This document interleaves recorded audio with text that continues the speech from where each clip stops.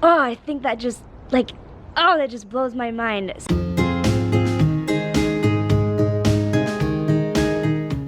Hey guys, welcome back to another video today.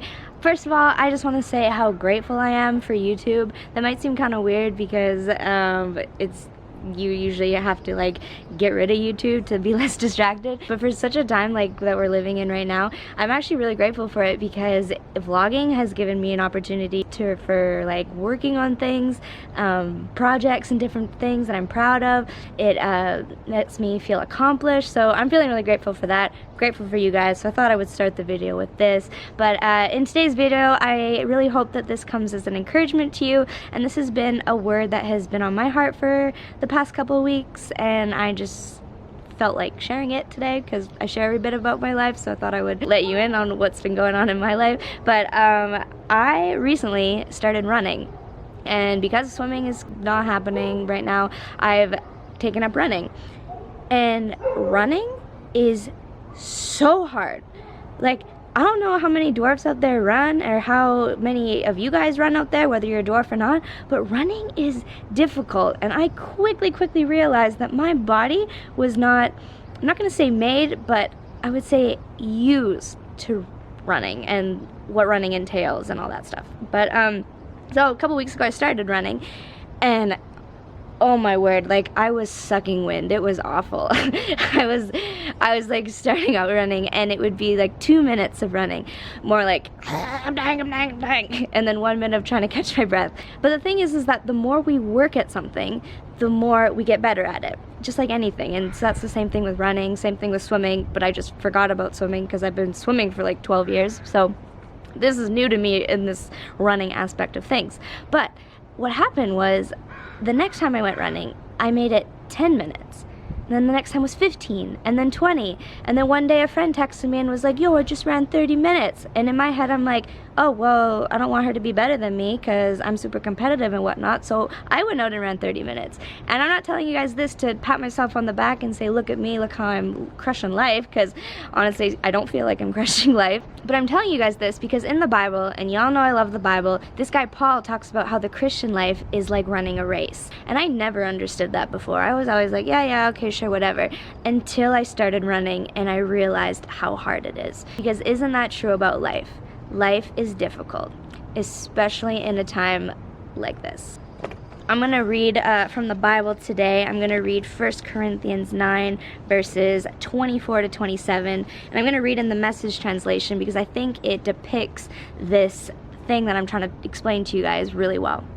So it says, Paul says, you've all been to the stadium and seen the athletes race.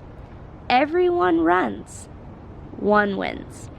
Run to win. All good athletes train hard. They do it for a gold medal that tarnishes and fades away. You're after one that's gold eternally. Wow. Okay, well, you might be wondering, Danielle, what do you mean by this? Well, what Paul means by this is that everyone is running a race. Life is like running a race, basically. And we are all running our race until the day we close our eyes for the last time and we depart this earth. And to be honest, the race is hard, and that's okay. I don't know what you've been through, but I know what I've been through, and I know that parts of my race have been really difficult. Like, just plain sucky sometimes, and like awful.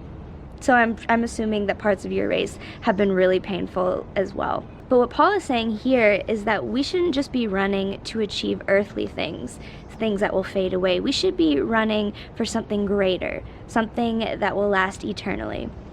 And so he continues on and he says, I don't know about you, but I'm running hard for the finish line.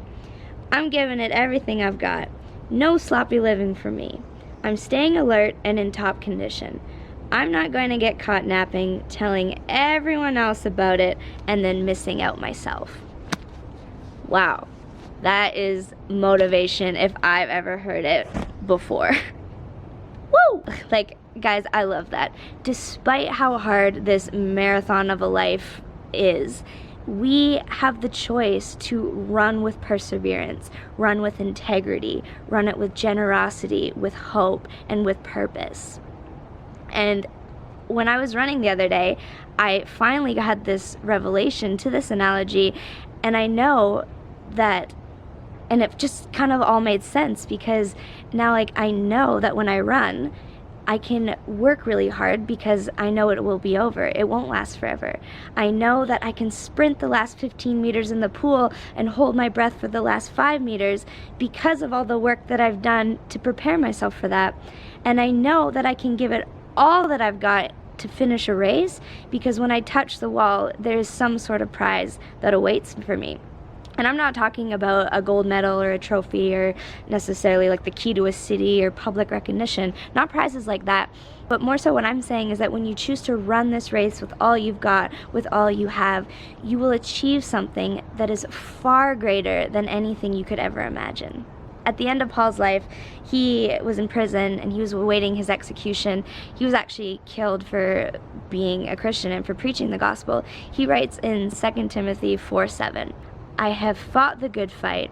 I have finished the race. I have kept the faith.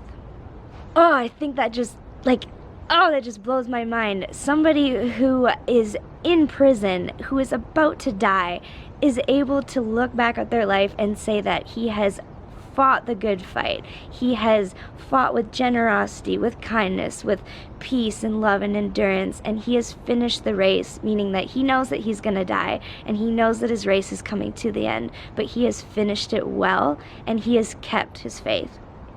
Now, whether or not this video motivates you guys to get up and go and start running or whatever, it's okay. I just hope that this comes out as some sort of encouragement, because we are living in crazy times.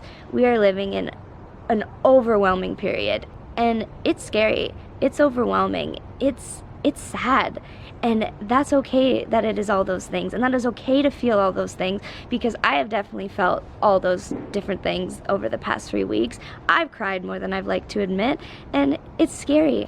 And it can feel like it will never end. But I want to encourage you guys today to keep running, keep pressing forward. Whether that means you are staying home and relaxing and just being still, whether that means that you're finding a new project to do around the house, learning a new hobby, calling old friends, taking care of your kids, keep pressing onwards. We know that this won't last forever, as long as you guys keep your social distancing and wash your hands.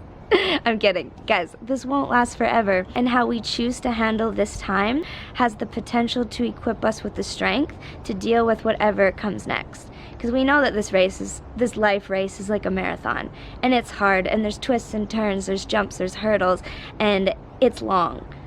But the more that we go through, the more that we can get through. And I'm believing that, guys, if we can keep pressing forward, if we can keep running the race in whatever you guys are doing, we can get through this. So my prayer for you guys today is that whenever this is over, we can all look back and say, you know what? I fought the good fight. This part of the race is over, and I have kept the faith to be able to press on in whatever is coming next.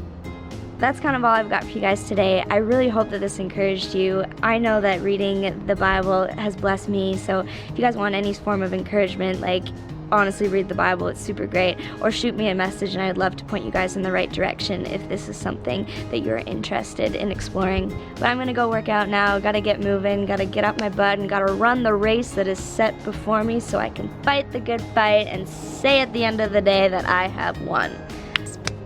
Alright, we'll see you guys again next time on another episode of This Little Light.